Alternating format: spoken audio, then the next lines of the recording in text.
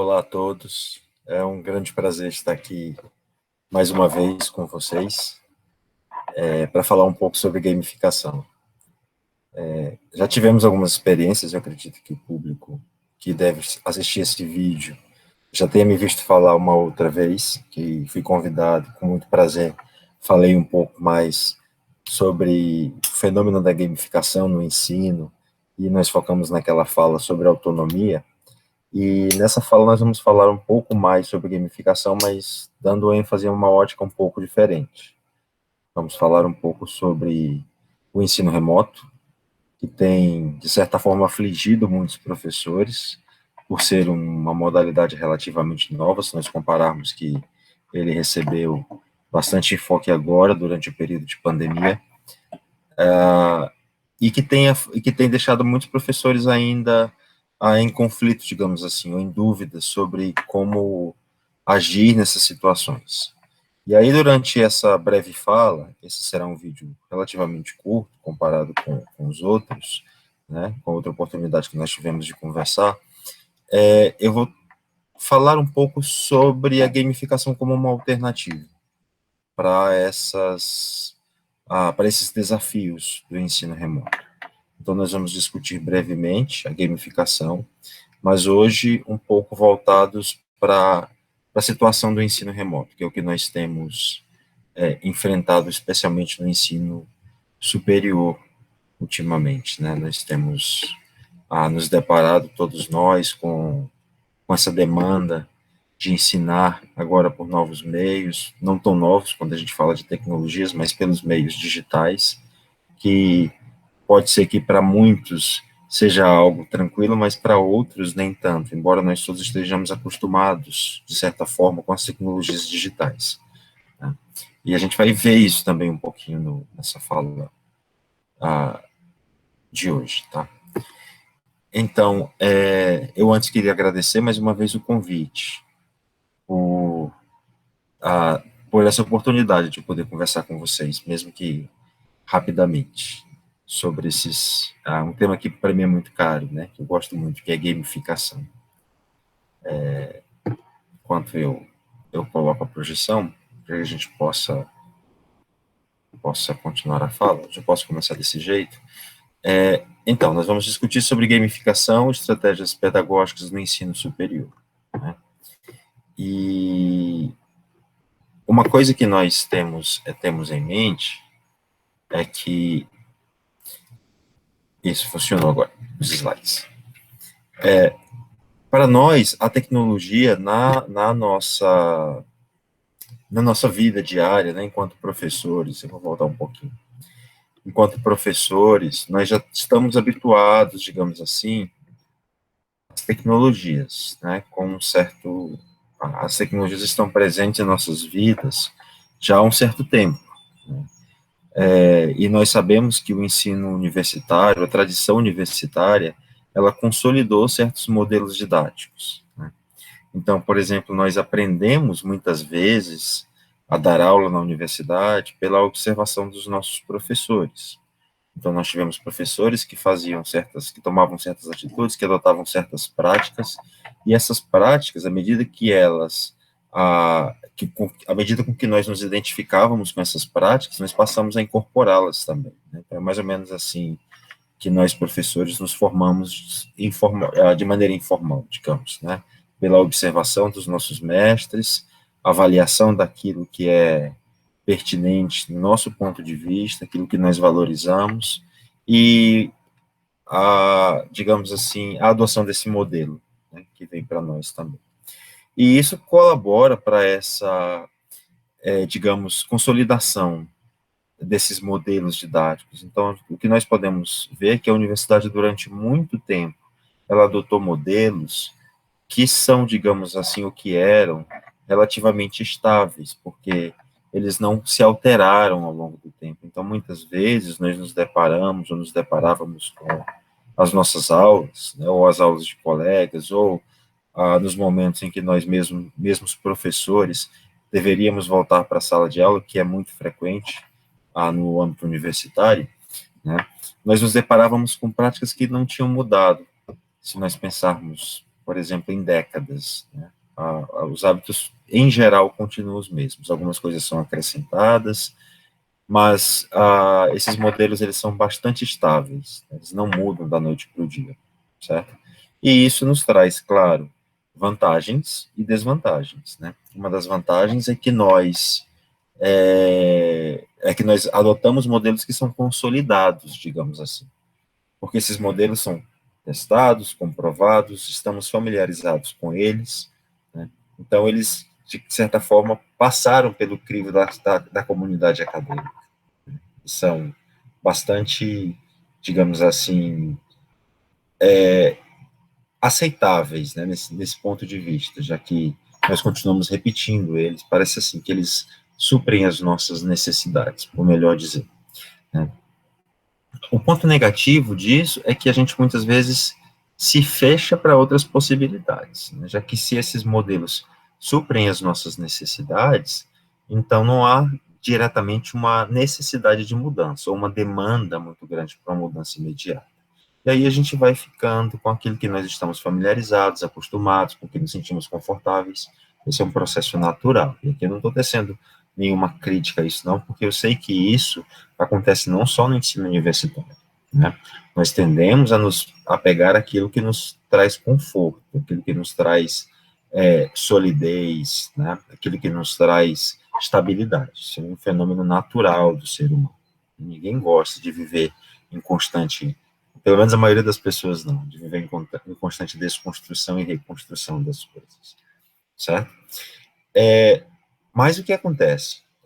Como todos nós sabemos, né, nesse último ano, esses modelos que estavam estáveis e que eram muito queridos por nós, por alguns de nós, pelo menos, eles, de uma hora para outra, eles foram impelidos à mudança, né? Eles foram levados, ou nós fomos levados, a buscar alternativas para esses modelos. Então, aquilo que a gente tinha como certo, que nós estávamos acostumados, né, de repente, precisou se alterar. Então, para quem estava acostumado ao ensino presencial, tradicional, digamos assim, da sala de aula, da universidade, de repente está se vendo, né, tendo que lidar com outras situações, como, por exemplo, o ensino remoto, né, tendo que usar o computador, tendo que usar celular, tendo que aprender novas ferramentas, ferramentas digitais, né, que variam desde ferramentas para seleção de material, ferramentas de pesquisa, ferramentas de edição de materiais, edição de textos, de vídeos, daí por diante, né. Então, isso tem causado, na maioria, ou pelo menos de uma boa parte dos professores, alguns conflitos, o que também é natural. Como eu disse, nós estamos há um bom tempo acostumados a certos hábitos e certas práticas, e a mudança parece que veio de uma hora para outra. Parece não, ela veio de uma hora para outra. Nós fomos levados a mudar, obrigados a mudar, né, para que a gente pudesse continuar o nosso trabalho nessa situação de distanciamento social, de pandemia, que todos nós conhecemos bem. Então, essa mudança brusca nos leva a várias dúvidas, né? Eu acho que isso deve passar pela cabeça de todo mundo, né? Mesmo aqueles mais acostumados às tecnologias digitais. Porque o que acontece, geralmente, é que nós somos plenos usuários das tecnologias digitais para outros ambientes. Nós, por exemplo, usamos o computador para fazer pesquisas, interagimos com outras pessoas por meio das redes sociais, fazemos uma série de outras coisas por meio dessas tecnologias digitais. Mas ensinar, para muitos, ainda não era uma prática cotidiana. Então, isso quer dizer que, mesmo que nós estejamos habituados a certas tecnologias digitais, o ensino propriamente dito ainda pode parecer uma novidade para alguém, justamente porque essas pessoas talvez não tivessem essas práticas de ensinar ou aprender por meio do computador, pelo celular ou outra ferramenta, né? Muitos de nós, por exemplo, antes da pandemia, não sabia editar vídeos, produzir vídeos, né, e fazer outras coisas. Vídeo é só um exemplo. Então, isso traz para o professor universitário uma série de perguntas, né? Dentre elas, como agir durante o período de ensino remoto. Eu acho que essa deve ser a pergunta que vocês devem ouvir, ou que, quem sabe, devem fazer também, né? O que a gente faz nessa hora de ensino remoto? Nós precisamos aprender a lidar com isso, nós precisamos aprender a ensinar por meio de um computador, né? Parece tudo novo, a gente não tem mais aquele aluno ali na frente da gente presencialmente, pelo menos, né? O que nós fazemos nessa situação? Tá? E isso, claro, que é uma aflição natural, mas tem levado muitos professores a escolher certos caminhos que têm dado resultados, às vezes, também contraditórios ou resultados que não têm sido satisfatórios. Por exemplo, uma coisa que tem acontecido bastante é que os professores têm simplesmente transferido suas aulas, que eram do modo presencial, para, digamos, o modo remoto, né? Então, é muito comum que a gente veja professores que estão fazendo exatamente as mesmas coisas que faziam na sua aula presencial, agora na aula remota. Então, se alguns professores passavam 2 horas debatendo ou apresentando conteúdos para os alunos, esses mesmos professores, eles têm feito, né, 2 horas de vídeo a cada aula, de vídeo não, desculpa, ou de videoconferência, melhor dizer, né, a cada aula. E então não há uma mudança muito grande nesse aspecto. Mudou o suporte, mudou o meio pelo qual o professor interage com o aluno, mas a aula continua sendo a mesma coisa. Isso não é generalizado, claro, são alguns exemplos que eu tenho observado, né? E então, e que de certa forma são comuns, né, se nós pensarmos nisso. Muitos professores têm feito isso, e isso vem como decorrência do não saber exatamente, né, como fazer essa transposição. Uma das dúvidas é, por exemplo, basta a gente transferir o que a gente já fazia no presencial para o digital, né? Essa transposição é equivalente? Aí no slide faltou um ponto de interrogação. É uma dúvida mesmo dos professores, né? As coisas que eu fazia no presencial, eu faço do mesmo jeito, como é que a gente faz? É com a mesma carga horária? Na verdade, o que nós sabemos é que não há uma equivalência exata para isso. Então, por exemplo, até por causa dos próprios meios de divulgação digitais. Se nós pensarmos que a cultura digital, ela já está, de certa forma, consolidada em termos de regras e práticas, né, e que, de certa forma, elas diferem também da cultura presencial que nós temos, a gente vai ver que não há uma transposição equivalente, o que não é simplesmente pegar uma coisa e levar para outra.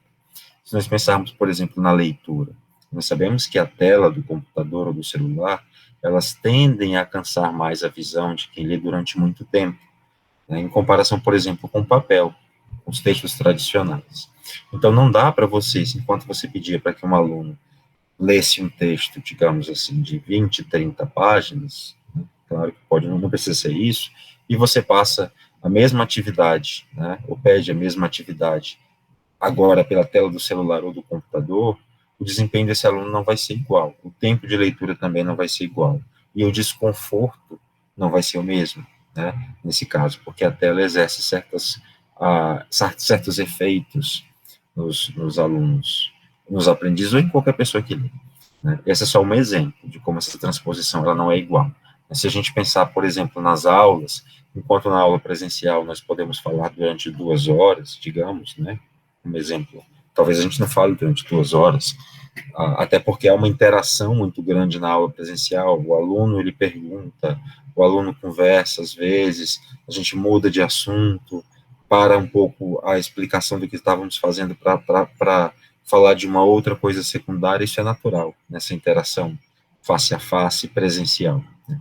Mas quando a gente está fazendo isso pelo computador, as coisas são um pouco diferentes. Então, por exemplo, na aula, na live, né, que tem ficado muito comum, em que um professor fala durante 2 horas, a sensação ao final é que ela é muito mais cansativa. Primeiro porque o aluno, ele interage bem menos do que ele interagiria na aula presencial. A gente se sente confortável atrás da tela, atrás do computador, como se a gente pudesse, e de certa forma a gente pode, né, se proteger. Por exemplo, o aluno, se ele precisa sair dali, da tela, ele desliga a câmera, fica a foto dele lá, ou para muitos a abreviatura do nome, e ele vai fazer outras atividades, né? Depois ele vem, volta, senta no computador. Então são estratégias que eles vão descobrindo, que nós vamos descobrindo aos poucos, né, para lidar com essa situação. Então não há uma equivalência exata. Enquanto na aula o aluno ficava lá, olhando para o professor, ouvindo, às vezes debatendo, discutindo, fazendo as atividades, no ambiente online já não se faz a mesma coisa, né? Então, um professor que passa 2 horas falando para os alunos ininterruptamente, ao final, tanto o professor quanto os alunos têm uma sensação de que aquilo foi muito mais cansativo. Né?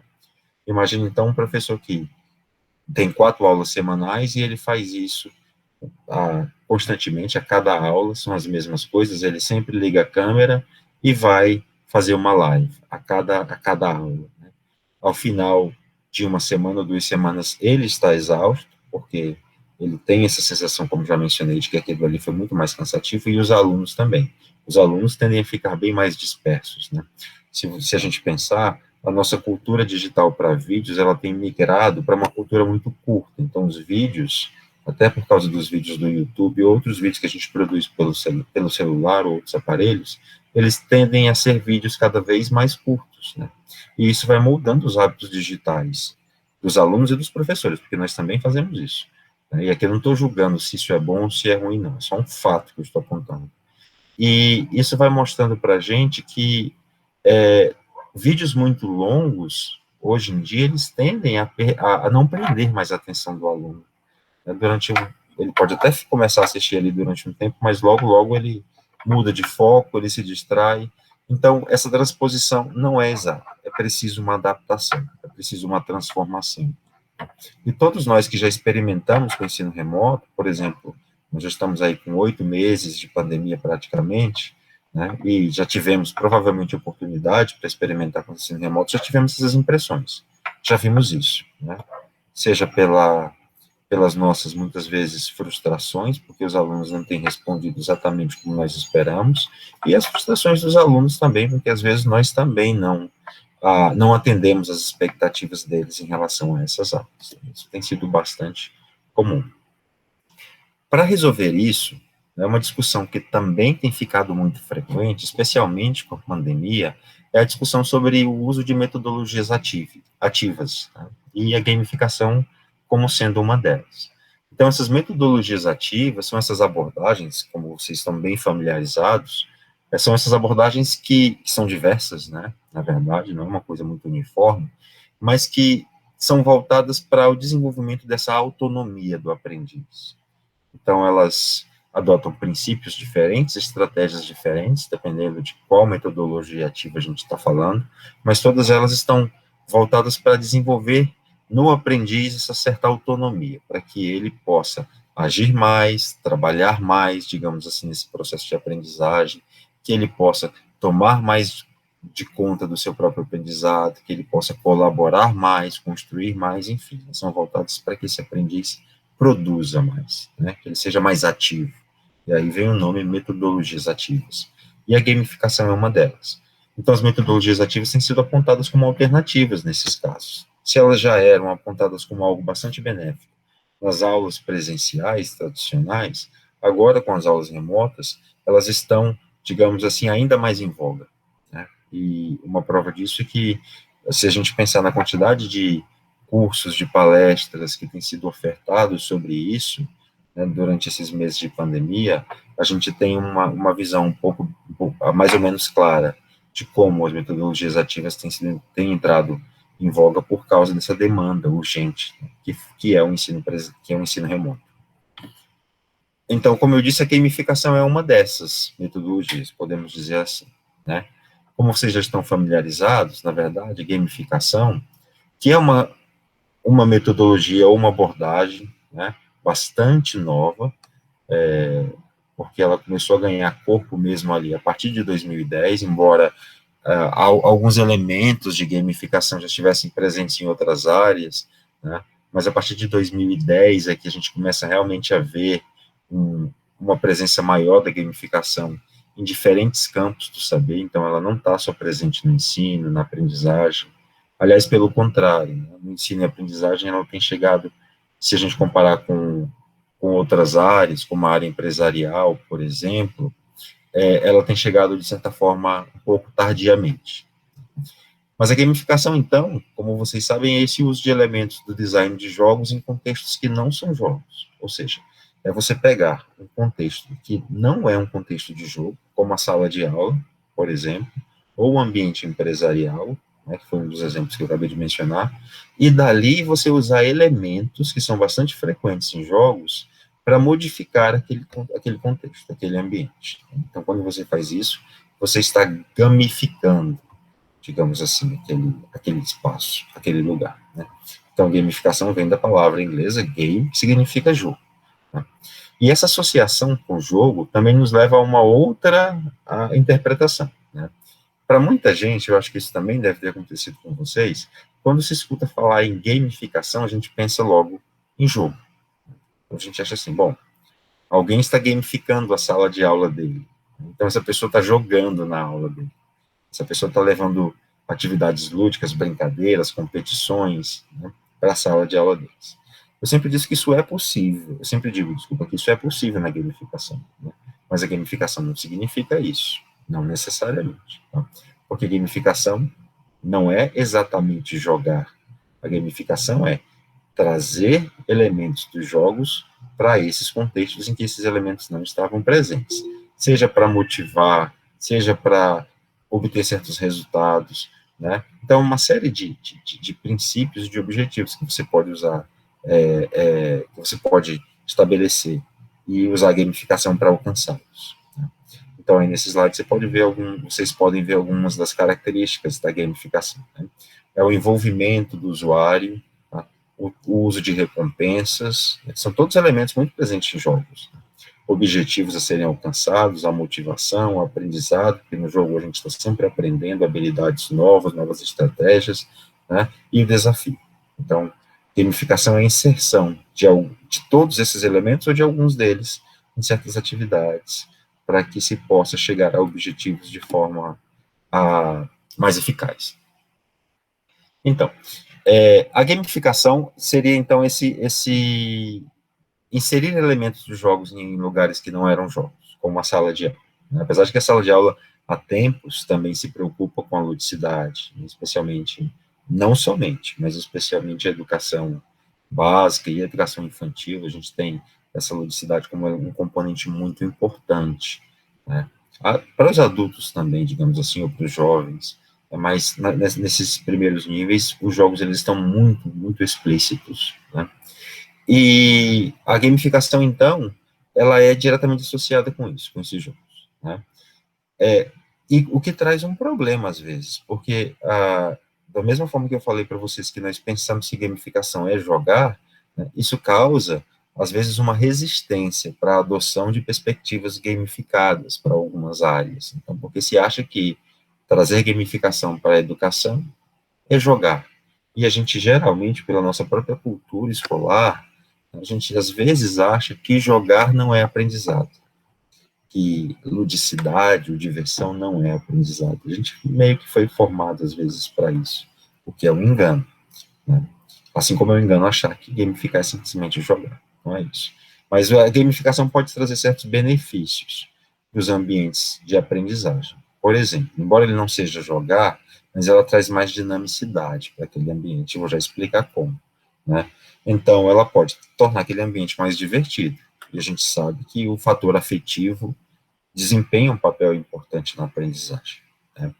A gamificação, ela traz e deixa claro que objetivos precisam ser alcançados durante as nossas aulas. Então, a gente tem que pensar em que objetivos alcançar para cada aula ou para cada curso, né, no nosso caso, do ensino superior. A gamificação também, ela trabalha pela simulação da realidade. Então, quando a gente está jogando ali num videogame, digamos assim, nós estamos imaginando uma situação que não é real, né, ela é simulada, mas nós aprendemos com isso, nós aprendemos a lidar com isso por meio dessa simulação, lidar com a vida real, talvez por meio de simulações, de situações artificiais. A gamificação traz regras que precisam ser seguidas, né? Então, para a sala de aula, para o sistema de aprendizagem, isso também é algo importante, porque o aprendiz acaba entendendo que há regras, que há processos, que há causas, que há consequências, né? Que há procedimentos que devem ser seguidos durante o percurso de aprendizagem, tudo isso pode ser mostrado por meio da gamificação. A gamificação traz recompensas, assim como a aprendizagem também, essas recompensas podem ser diretas ou indiretas, né? Então, o tirar uma boa nota pode ser visto como uma recompensa, o passar de ano é uma recompensa, o conseguir um emprego depois que se termina uma formação, isso é uma recompensa, né? Um certificado depois de um curso também é uma recompensa. Então, a gamificação trabalha com essas recompensas como um elemento de motivação. Ela também traz reflexões para a solução de problemas. Se a gente pensar em alguém jogando, de novo vou usar os videogames, né? Alguém jogando videogames, você tem problemas que precisam ser solucionados.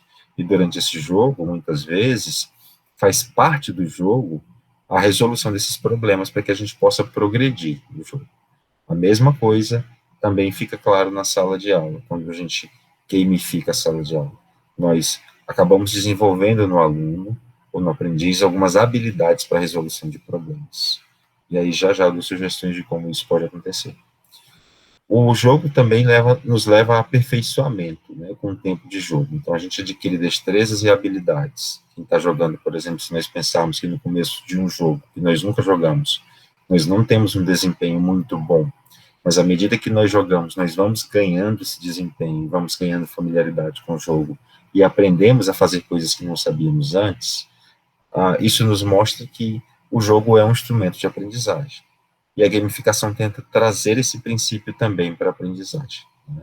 Que à medida que nós exercitamos, que praticamos algo, nós desenvolvemos essas habilidades, essas destrezas cada vez mais. Então, pelo exercício, né, pela prática, pela ação de fazer algo relacionado aos objetos de aprendizagem, a gente vai desenvolvendo competências também.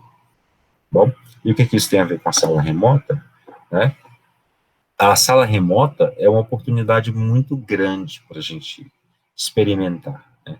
Nós estamos em uma situação, digamos assim, quando a gente considera o ensino remoto, em que, como eu falei no começo dessa fala, em que velhas práticas têm sido reformuladas, mesmo que forçosamente, mesmo que tendo sido obrigados a fazer isso. Então, essas velhas práticas, elas estão sendo reformuladas. O ensino remoto tem propiciado isso. Então, se nós já estamos trabalhando com certas reformulações, né, o próprio ensino remoto acaba se tornando um ambiente de experimentação, um ambiente de aprendizado e de testes, né, já que se os modelos tradicionais estavam plenamente consolidados, como eu falei no começo dessa fala, o ambiente remoto ainda não está. Ou seja, nós estamos aprendendo a lidar com o ensino remoto à medida que nós usamos, né? E nós temos aprendido muitas coisas. Se nós pensarmos, por exemplo, que há 6 meses atrás, quase ninguém sabia fazer vídeos ou editar vídeos, ou mesmo que tinha o hábito de assistir vídeos constantemente para aprender, né? E 6 meses depois, hoje, por exemplo, nós temos uma grande quantidade de professores que já dominam essas tecnologias e que foram se aperfeiçoando à medida que iam usando, que iam aprendendo mais, então eles foram se tornando usuários mais proficientes dessas tecnologias e incorporando nas suas aulas. Então, o ensino remoto tem sido, na verdade, um grande espaço de experimentação, né?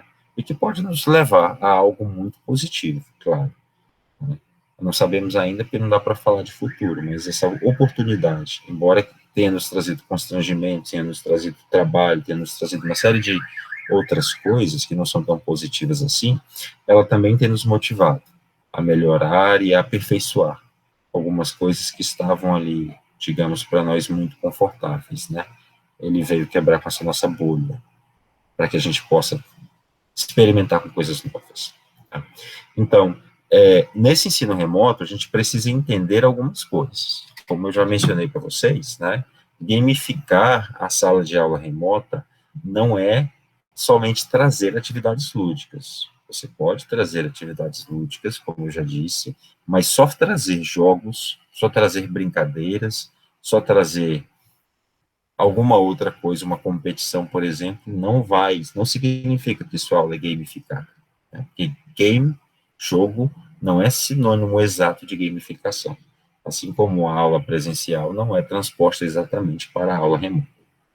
Então, gamificar não é sinônimo de jogar na sala de aula, e gamificar é mais do que dar recompensas para estimular o aprendiz, porque a gente também pode ser levado a essa interpretação de que gamificar a aula é dar ao aprendiz, toda vez que ele acerta, dar uma recompensa, né? E se ele não acerta, ele fica sem ela, que funciona aí mais ou menos como uma punição, né? Isso aí é o behaviorismo e não é a gamificação. A gamificação, ela traz recompensas como um dos elementos, mas ela não, essa recompensa não é a única coisa. Ela está associada a outras. Uma das coisas que diferencia, por exemplo, a gamificação do behaviorismo é que aqui, na gamificação, a cognição é essencial. A reflexão e a crítica são essenciais. Então, o aprendiz, ele não é visto simplesmente como, digamos, resultado de um condicionamento, né? Ele é alguém que pensa, que avalia e que a atividade gamificada leva ele e demanda dele essa reflexão, esse pensamento, né, esse raciocínio. Por isso que ela tem sido associada bastante com a aprendizagem e com os benefícios que ela pode trazer. Né? Então, vamos pensar em alguns princípios para essa nossa aula remota que tem a ver com gamificação, com a transformação de uma aula tradicional em uma aula gamificada. Né? Como eu acabei de falar, você pode começar com um jogo, não necessariamente, mas você precisa ir além. Né? Então, a gamificação, ela significa mais do que simplesmente mudar a atividade, mudar o planejamento da aula. Né? Então, é um processo, digamos assim. Para gamificar, a gente precisa mudar os nossos planejamentos de aula, ver o que é que nós fazemos e o que é que nós podemos fazer, quais são as causas e consequências. Então, ela envolve um planejamento cuidadoso, cauteloso, né?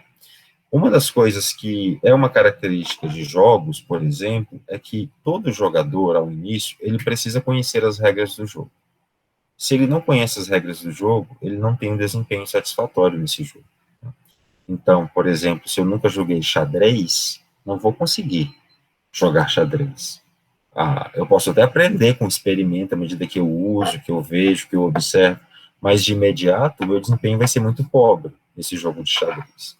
Voltando para o videogame, é a mesma coisa. Se eu não entendo a dinâmica do videogame, daquele jogo específico, eu não tenho desempenho satisfatório. Né? Então, os jogos, os games, eles necessitam que, ao começar o jogo, o jogador tenha conhecimento das regras, que ele compreenda essas regras, que ele saiba o que é possível, o que não é possível, o que é permitido, o que não é permitido. Né? A mesma coisa deve ser considerada no ensino remoto, nas nossas aulas universitárias, por exemplo. Né? E nós sabemos disso, mas às vezes nós presumimos que os alunos já estão habituados com aquilo e a gente esquece de dar os detalhes ou de dedicar um tempo da aula para estabelecer, né, esse diálogo claro sobre o que é possível, o que não é possível, quais são os limites, quais são as vantagens e desvantagens, por exemplo, do ensino remoto. Às vezes o próprio professor ainda não tem no início do curso, no início de uma disciplina, isso muito claro. Por isso que o planejamento é extremamente necessário nessa situação, porque ele precisa ter isso claro, ele precisa saber o que ele quer fazer, como ele vai fazer cada coisa, que objetivos ele quer alcançar e como vai alcançar esses objetivos, para que ele possa dar essa segurança para o aluno no começo do curso. E isso reduz os conflitos que nós temos enormemente na sala de aula, sabe? Eu lembro muito das minhas experiências recentemente, por exemplo, assim que a pandemia começou, né? Na pós-graduação em letras na Universidade Federal do Piauí, nós passamos um mês, mais ou menos, parados assim que a pandemia começou e logo retomamos as aulas. Fizemos reuniões e decidimos retomar as aulas. E, por mais que eu esteja dizendo isso para vocês, que a gente deve planejar e deixar o aluno saber as regras, por exemplo, o que aconteceu comigo foi que eu quebrei essa própria regra, né? Por achar que que os alunos já tinham conhecimento daquilo. Então, enquanto todos os colegas estavam fazendo lives, né, as aulas estavam todas com lives, e os alunos meio que tinham essa necessidade porque eles estavam acostumados com a aula com live, eu fiz uma proposta diferente. Então, nossa primeira aula, eu coloquei para eles, no ambiente acadêmico, várias atividades. Fiz uma descrição das atividades, coloquei tudo lá, tudo organizado, tudo arrumado, achando que estava muito claro o que eles precisavam fazer na primeira semana, porque nós não começaríamos a disciplina com uma live.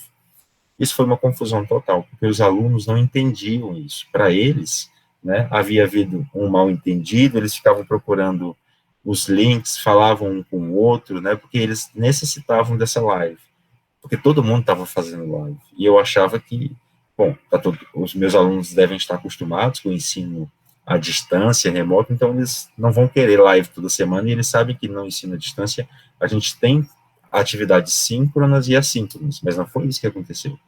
E depois eu fui perceber que a falha foi minha, porque eu não cheguei para os meus alunos para deixar isso claro. Olha, quais são as regras, quais são os processos, quais são os procedimentos, digamos assim, dessa nova modalidade. O que, que a gente vai fazer nessa disciplina? Essa foi uma falha minha, porque eu presumi que os alunos todos já sabiam o que aconteceria lá, e não é assim. Então, o primeiro passo para a gamificação dessas nossas aulas remotas é conversar com os alunos, dialogar e deixar bem claro o que, que vai ser feito na aula, como cada aula vai ser organizada, se vai ter live toda semana, então isso tem que ser dito para os alunos. Se não vai haver, se o professor vai mesclar atividades síncronas com assíncronas, isso também tem que ficar claro para o aluno, para que ele não crie expectativas e depois se frustre quando ele, por exemplo, espera aula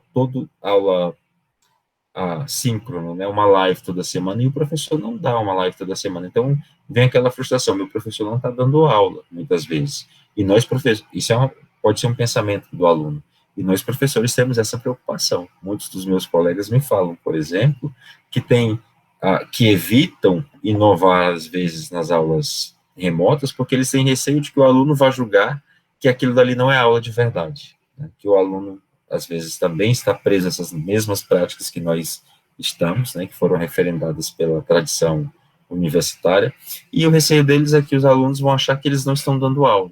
Então, é mais seguro manter-se na mesma coisa, né, fazer a mesma coisa que se fazia antes. Eu vejo que isso é simplesmente, muitas vezes, um resultado da falta de diálogo, porque se você, como professor, assim como se fosse um jogo, né?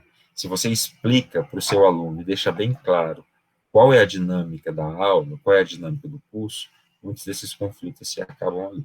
Então, essa é uma das lições que a gente pode tirar de um game, né? Isso é um princípio de um jogo que pode ser incorporado em uma atividade didática gamificada. Então, eu acho que vocês conseguem ver aí como é que, ter uma ideia melhor, como é que esses princípios dos jogos, eles passam a ser aplicados para a educação.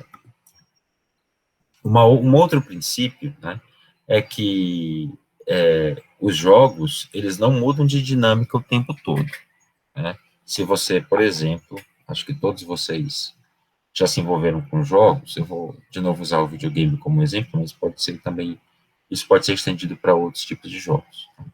Se vocês começam a jogar um jogo, um videogame, né, no começo vocês não sabem de nada sobre aquele videogame, e vocês vão aos poucos se familiarizando com a dinâmica desse jogo. Há certas regularidades nos jogos. Então, os personagens se movem de certa forma que é regular, os estágios do jogo, eles também são regulares, e a gente vai aos poucos, à medida que vai jogando, vai aprendendo a lidar com aquilo. A gente chega, às vezes, a prever o que vai acontecer logo em seguida, porque os movimentos e o que se espera do jogador são, de certa forma, bem previsíveis, porque há uma regularidade aqui. Essa regularidade é essencial para que o jogador se sinta confortável no jogo, né? Ele vai aprendendo sobre o jogo, e esse jogo não traz mudanças bruscas, porque essas mudanças bruscas vão levar de novo a fracassos. Então, se você já está acostumado a jogar um jogo e você já tem a dinâmica dele, você já conhece a dinâmica dele, de repente chega na última fase, digamos assim, e essa dinâmica muda, é inevitável, provavelmente, que você vá fracassar, né? Que você vai perder, você vai morrer, digamos assim, né? Já que a gente está falando de videogame. Ele tem que reiniciar o jogo e aprender essa nova dinâmica, né? Isso acontece nos jogos, e por isso os jogos eles tendem a seguir uma dinâmica estável, né? Quando a gente está à aula, e a aula é presencial, a gente já tende a fazer um pouco disso, né? Então, os alunos, eles também já sabem mais ou menos qual é o nosso estilo de dar aula, o que, que a gente faz na sala de aula exatamente, né? Eles já têm mais ou menos um roteiro, um script do que a gente tende a fazer na sala de aula, né? Até porque a gente se repete mesmo, né? Nós temos certas práticas que são cíclicas, né? A gente está sempre fazendo, muda um pouquinho aqui e acolá, mas o aluno, ele consegue perceber mais ou menos esse sistema dentro de nossas aulas, né? Quando nós estamos, por exemplo, num ambiente remoto, nós não estamos ali presencialmente. A gente tem nós usamos algumas ferramentas, muitas vezes. Então, nós temos AVAs, que são ambientes virtuais de aprendizagem. No caso da UFC, provavelmente vocês têm um desses ambientes virtuais de aprendizagem, um ambiente acadêmico, né, para interagir com os alunos, para colocar materiais e fazer outras coisas. Né. E esse ambiente, ele também tem uma dinâmica, e o aluno meio que já conhece essa dinâmica. Mas é muito comum também, às vezes, nesses ambientes acadêmicos, e eu estou trazendo a minha experiência como aluno também, porque eu sou, digamos, aluno profissional de educação à distância. Claro que o ambiente remoto é um pouco diferente da educação à distância, mas a gente pode fazer certas associações. E uma coisa que me deixa muito frustrado é quando a gente nunca sabe o que vai acontecer no ambiente à distância, né? Então, por exemplo, no primeiro mês, nós temos uma série de atividades e nós nos acostumamos com aquilo, e de repente essas atividades mudam de uma hora para outra. De repente, coisas que nós não fazíamos devem ser feitas, né? Então, a gente se sente meio perdido nisso. Às vezes, até a gente deixa de entregar atividades por causa disso, né? Então, quando nós estamos como professores em ambiente remoto, nós devemos pensar nisso. O aluno, à medida que nós fazemos atividades, ele vai se acostumando com esse sistema. Pode ser que esse sistema precise ser mudado, claro, não é que a gente não vai mudar o que não está dando certo, né? Mas nesses casos em que ele precisa ser mudado, essa mudança, ela tem que ser ou gradual ou dialogada, né? Então, os alunos, eles precisam entender essa mudança. Então, se você, por exemplo, como professor, sempre segue um roteiro, dá uma aula live, né, uma aula síncrona, e pede que os alunos leiam um texto. Se você tem feito isso de forma sistemática, os alunos, eles começam a se habituar com isso, né? Mas, de repente, você para de dar as aulas síncronas, né? Então, esse aluno, ele sente o baque, ele sente a diferença, porque o sistema mudou, né? E, provavelmente, isso vai afetar o desempenho dele de alguma forma, se essa mudança for muito brusca, né, se ela não for avisada. Então, a ideia é que quando nós estamos em ambiente remoto, uma vez que você estabeleceu no planejamento qual é a dinâmica do curso, qual é a dinâmica das aulas, essa dinâmica ela tem que se manter mais ou menos sistematizada.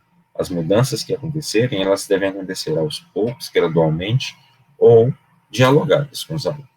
Certo? É bem desagradável, por exemplo, que você não saiba o que está acontecendo no ambiente online e que você não sabe o que esperar do professor ou das atividades que ele exige do aluno, porque esse professor ele não segue um sistema dentro da aula. Isso é uma das causas para o desconforto nesse ambiente online, nessas atividades remotas, né? Isso tem gerado uma série de frustrações em alunos e também em professores. Bom, um outro princípio dos jogos que pode ser usado nessa experiência remota que nós estamos tendo, né, é a ideia, e que está muito relacionado com o que eu acabei de falar, de que a gente aprende gradualmente. Então, a complexidade das atividades, das tarefas que são exigidas dos alunos, elas devem crescer aos poucos, né? A própria exploração do ambiente virtual de aprendizagem deve ser gradual também. Isso quer dizer que a gente não pode, na primeira semana, por exemplo, encher o aluno de coisa para fazer, né, cheio de leitura, cheio de fórum para participar, cheio de texto para escrever, né, de uma vez só, porque o desempenho dele não vai ser satisfatório. Assim como num jogo isso não acontece, na sala de aula isso também não deveria acontecer. Então é um outro princípio da gamificação aplicada à sala de aula. Se a gente pensar, por exemplo, nesse joguinho que vocês podem ver aí com o Tetris, que são esses cubos que caem, né? Se alguém já jogou, lembra deles, sabe como é a dinâmica desse jogo. Essas formas geométricas caem de cima para baixo e o jogador deve organizá-las, né, de acordo com o formato que está disponível aí, que está abaixo da tela. Ele tem que encaixar esses cubos aí na tela. À medida que ele encaixa, as linhas que ele consegue formar vão desaparecendo, e isso impede que esse muro, que essa parede cresça, porque quando essa parede chega ao topo da tela, o jogador perde o jogo, né? Só que, para quem joga esse jogo, no início, a velocidade com que as peças caem, ela é bem lenta, né? Elas caem de forma bem demorada, né? O que dá tempo para o jogador avaliar, ver onde é que essa peça encaixa, enquanto ela vai caindo, ele vai vendo e vai escolhendo o lugar que ele vai encaixando, né? Mas à medida que ele vai jogando, essa velocidade ela vai aumentando. Então, se você comparar o jogo no primeiro estágio e o jogo no 10º estágio, eles têm dinâmicas um pouco diferentes, porque a velocidade, né, a exigência é outra. Mas o jogador não sente essa mudança, porque ela foi construída gradualmente, né? Ele foi se habituando com essa velocidade, com a quantidade de processos ou de peças que caem simultaneamente, e ele consegue lidar com isso. Ele não conseguiria lidar com isso se desde o primeiro estágio você tivesse lá a velocidade 10 do 10º estágio, porque isso ia além das capacidades dele, né? Mas como o jogo é planejado para que essa velocidade aumente aos poucos, o jogador sequer percebe que o grau de dificuldade aumentou. Um outro exemplo é aquele joguinho de celular, dos celulares mais antigos, que você tinha o Snake, a cobrinha, né? Que ela ficava na tela e você saía catando coisas que apareciam, pontinhos que apareciam na tela. Só que cada vez que a cobra, digamos, engolia um desses pontinhos, ela crescia um pouco mais, né? E até que chegava um ponto que o movimento dentro do espaço da tela era muito difícil, porque a cobra estava muito longa, né? Mas o jogador, ele conseguia, de certa forma, manusear isso, porque a cobra ela vai crescendo aos poucos, à medida que o jogador vai progredindo, vai coletando pontinhos que aparecem na tela. Então, esse aprender a lidar com o jogo, nesse caso, é gradual, a dificuldade, ela é gradual. E por isso que o jogador continua motivado para jogar, porque ele não tem uma ruptura muito grande, o jogo não está além das capacidades dele, e aos poucos ele vai se habituando com aquilo. Se a gente pensar na sala de aula, os mesmos princípios são aplicáveis. Se vocês, por exemplo, logo na primeira aula, na primeira semana, exigem dos alunos, lembrem que eles estão se acostumando com tudo, assim como nós, né? Para muito aluno, por mais que nossos alunos sejam mais jovens, né? Ou que eles já estejam imersos em um mundo digital, a gente tende a pensar isso, né? Muitas vezes não estão imersos no aprendizado digital, eles não têm esses hábitos digitais. E como eu disse no começo, os modelos que eles têm de aprendizagem também são muito tradicionais, porque eles foram cultivados nesses modelos. Então, a transição para o ambiente remoto, o ambiente digital, também não é tranquila para eles, assim como não é para a gente. E a gente simplesmente desconsiderar, e logo desde o começo, exigir deles uma carga de trabalho, ou uma carga de reflexão, ou uma carga de outros elementos muito grande, vai fazer com que eles se frustrem, né? Inevitavelmente, como um jogador que se frustra com um jogo que é muito difícil e abandona o jogo, né?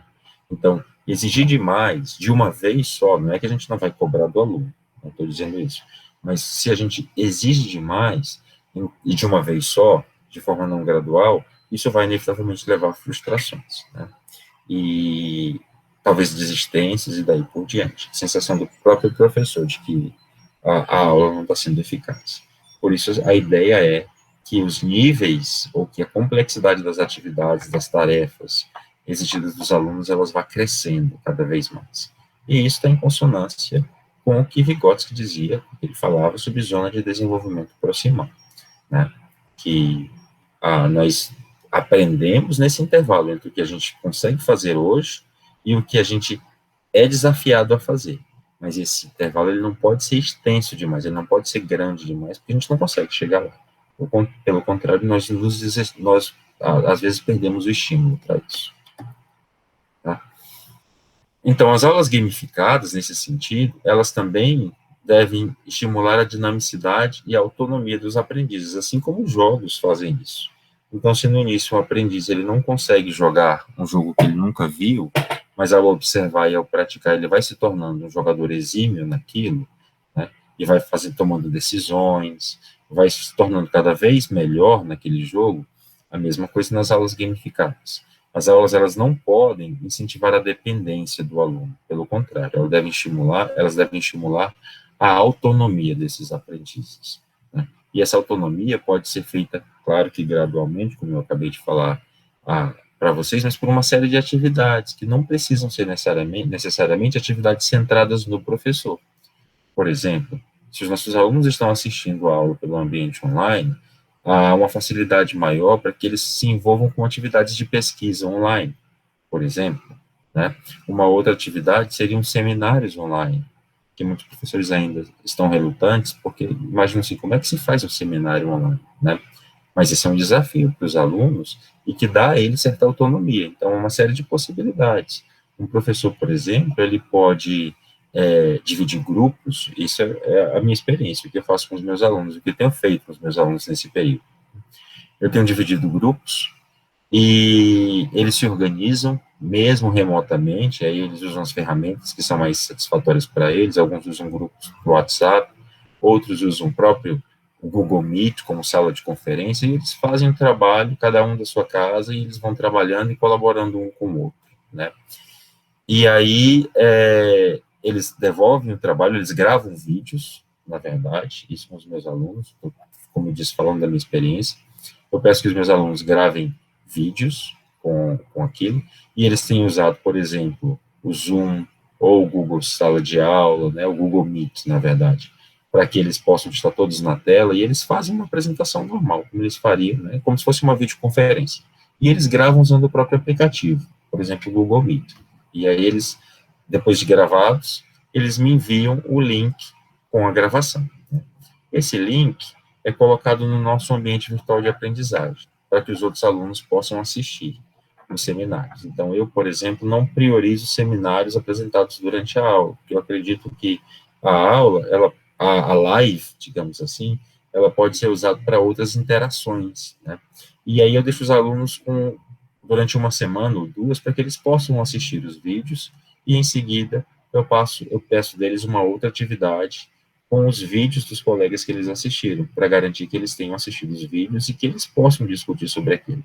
E aí a gente leva para a sala de aula as discussões já finalizadas sobre os seminários apresentados. Então, cada aluno, cada grupo traz considerações, e eu, com frequência, peço que eles comparem os seminários que eles apresentaram com os seminários dos colegas. Então, eles vão escolher, dou para eles sugestões, escolham 2 outros seminários que vocês assistiram, e vocês vão fazer comparações em relação ao tema, não é comparação em relação ao desempenho dos alunos, mas em relação aos conteúdos abordados.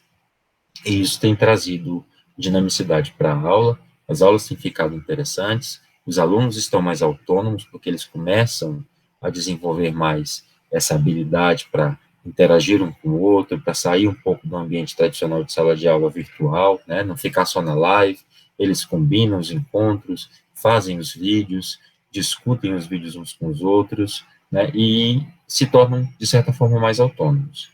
Então, esse é um princípio de sala de aula que também é tirado da gamificação, né, porque a gamificação, os jogos, eles fazem isso, eles tornam os jogadores autônomos à medida que eles jogam, né. Então, é mais uma ideia que pode ser colocada no ensino remoto a partir do princípio da gamificação, né. Então, sistemas gamificados, eles devem fomentar diferentes formas de interação e produção de conhecimento. A ideia é essa quando a gente joga, né? O jogo, por exemplo, ele pode ser jogado individualmente, claro, mas ele pode ser jogado em grupo. Esses jogos em grupo, eles têm, inclusive, crescido bastante, o interesse do público por jogos em grupo. Então, eu posso ter um jogo individual, eu posso ter um jogo em equipe, um jogo em grupo, né? E a mesma coisa pode acontecer com a sala de aula remota. Eu posso ter atividades em que o aluno desempenha algo individualmente, né? Mas eu posso ter atividades em que o aluno desempenha algo em grupo. Não há nenhum impedimento para isso. Os seminários que eu acabei de mencionar para vocês são um exemplo disso. Como os alunos podem fazer atividades em grupo. E a minha experiência tem mostrado que isso tem trazido resultados muito bons mesmo. Eu imaginava que talvez eles tivessem dificuldades, quando na verdade eles não tiveram dificuldade nenhuma para fazer isso, né? E nesse caso, o professor ele prioriza o que ele quer entre esses alunos. Ele quer estimular a competição, como num jogo, ou ele quer estimular a cooperação, né?